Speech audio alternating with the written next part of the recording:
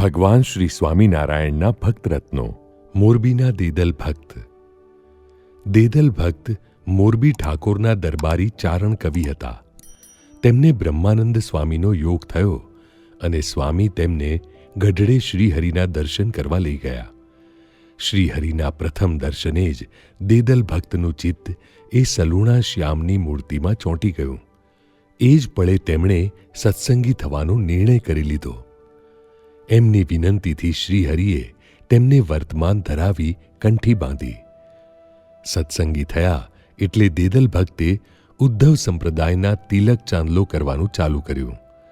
ગઢડાથી મોરબી આવ્યા પછી સવારે પૂજા કરી દેદલ બજારમાં નીકળ્યા કે તરત એમની હાંસી શરૂ થઈ. ઊભી બજારે રોકીને એક ભાયાતે ઠઠ્ઠા કરવા પૂછ્યું, અરે કવિરાજ, આ ભેંસ ભડકામણું ટીલું તમે વળી ક્યારથી તાણતા થયા? વળી કોઈ હજુરિયાએ તો કવિને ઊભા રાખી સલાહ પણ આપી, બાપ ગઢવી, તમે તો દેવી પુત્ર કહેવાવ. આપણા ઠાકોર સાહેબ શક્તિ પૂજક અને તમે આ નવતર પંથમાં ક્યાં ભળ્યા? ઠાકોર સાહેબ ખફા થશે તો રોટલોય ટળી જશે. માટે કવિરાજ, આ ફંદ મૂકી દો અને પહેલાં રહેતા હતા તેમ રહો ને એ આનંદ કરો. આમ રસ્તામાં મોરબી ઠાકોર રવાજીના ભાયાતો, દરબારી પસાયતા, ડાયરામાં બેસતા ખુશામતિયાઓ અને હજુરિયાઓ પૈકી જે મળ્યા તેમણે દરબારી કવિ દેદલના કપાળમાં સ્વામિનારાયણના પંથનું તિલક જોઈ કોઈએ તેમની મશ્કરી કરી, કોઈએ વણમાગી સલાહ આપી, કોઈએ ઠાકોરનો કોપ ઉતરશે એવી આગાહી કરી, કોઈએ રજળી પડવાની ધમકી ઉચ્ચારી. દેદલ ભક્ત તો પ્રગટની પ્રાપ્તિની ખુમારીમાં લીન રહી સૌનું સાંભળતા રહ્યા. કવિ દેદલે ધીરજ ધરી, હાંસી મશ્કરી સહન કરી, ધમકી ઉચ્ચારનારા દુર્જનો પ્રત્યે ક્ષમા દ્રષ્ટિ રાખી. તેમણે વિચાર્યું કે મોરબીના ઠાકોર રવાજી જ્યારે પૂછશે ત્યારે જોયું જશે.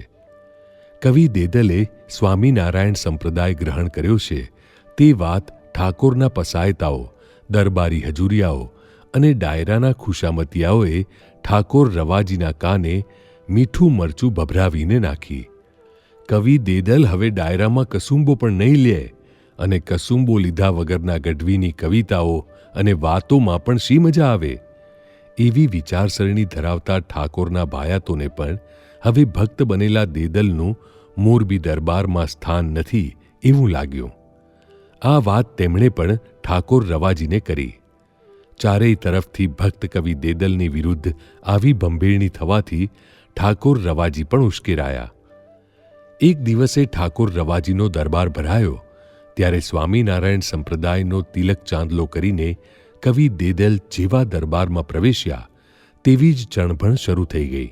જેમના કાન પહેલેથી જ ભંભેરવામાં આવ્યા હતા તે રવાજી ઠાકોર તરત બોલી ઉઠ્યા, સાંભળી લ્યો દેદલ, જો તમારે આવું ટીલું તાણીને દરબારમાં આવવું હોય તો કાલથી તમારું મોં મને બતાવશો નહીં. આ વેવલાઓના નવતર પંથની કંઠી જેણે બાંધી હોય તેનું આ શક્તિપૂજક રાજપૂતોના ડાયરામાં સ્થાન નથી, એ સમજી લેજો.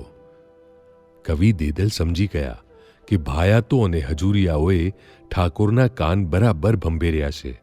તેથી જરાય દબાયા વિના ખુમારીથી તેમણે ઠાકોરને કહ્યું, આપ અન્નદાતા છો એ ખરું, પણ તેથી જે સંપ્રદાયમાં જોડાયો છું એ ભગવાનની હાંસી હું સહન કરવા તૈયાર નથી.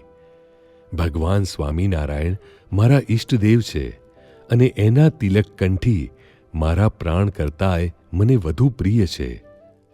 વચ્ચે જ એક હજુરિયો બોલી ઉઠ્યો, કવિરાજ, તમે તો દેવીપુત્ર છો. દેવીપુત્ર એટલે શૌર્ય અને જવામર્દીના ગુણ ગાનાર ગઢવી. દેવીપુત્ર તો શક્તિના ઉપાસક હોય.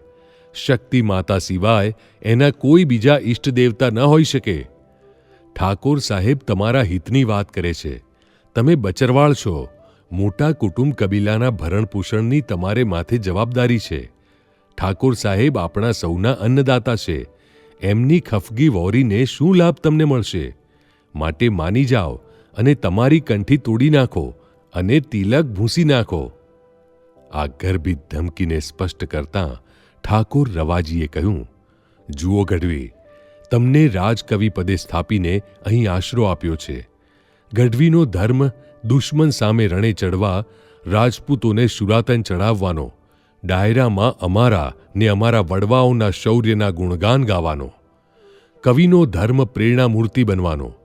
કપાળમાં તમે તાણ્યું છે એવું ટીલું કરીને આ બધું તમે કરી નહીં શકો.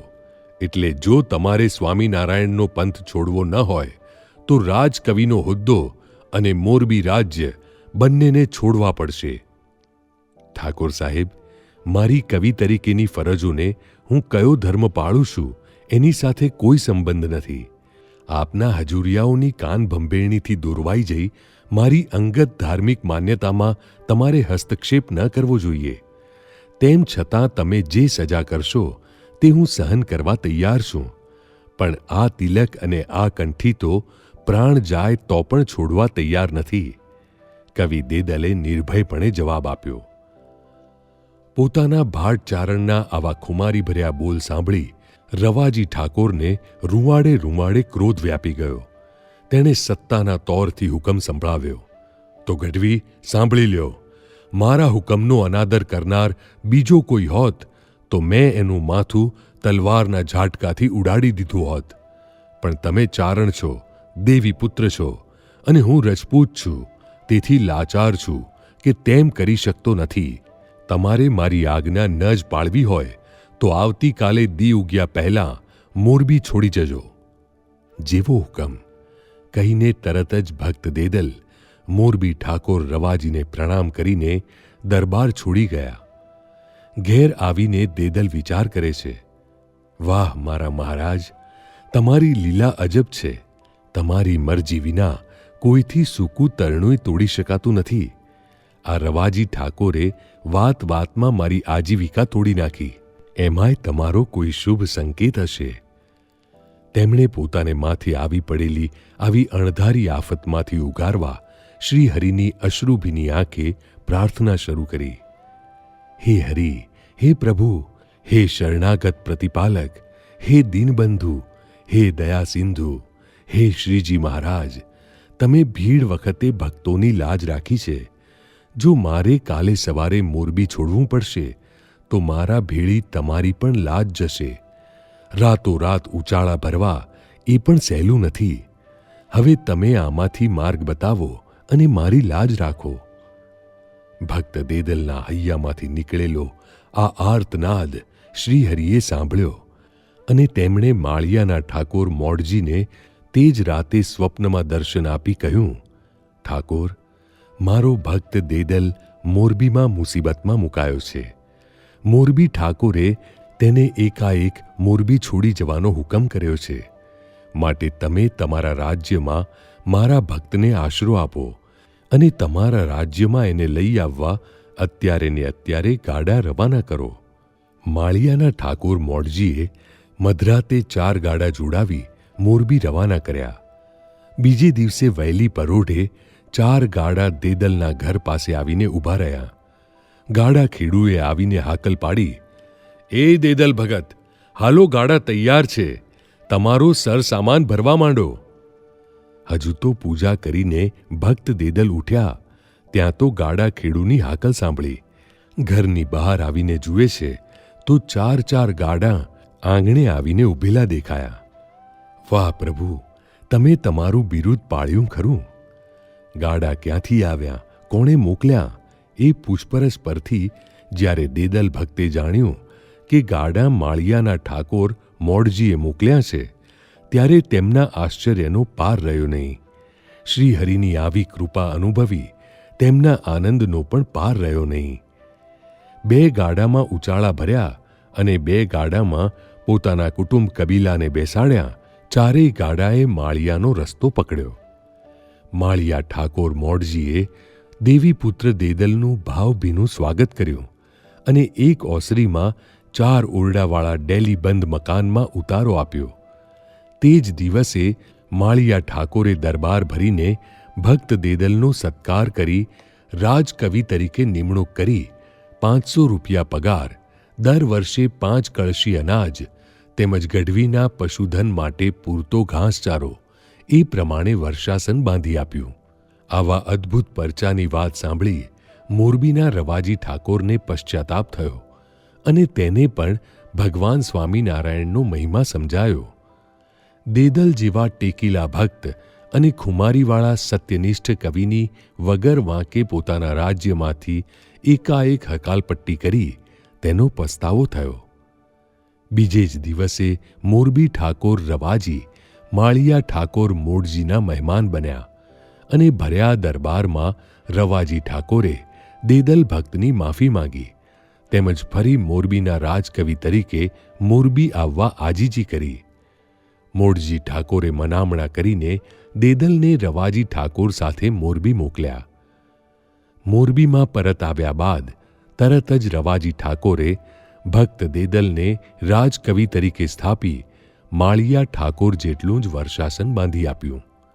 આમ શ્રીહરિએ પોતાના ભક્તની રક્ષા કરી તેમજ તેમની લાજ રાખી.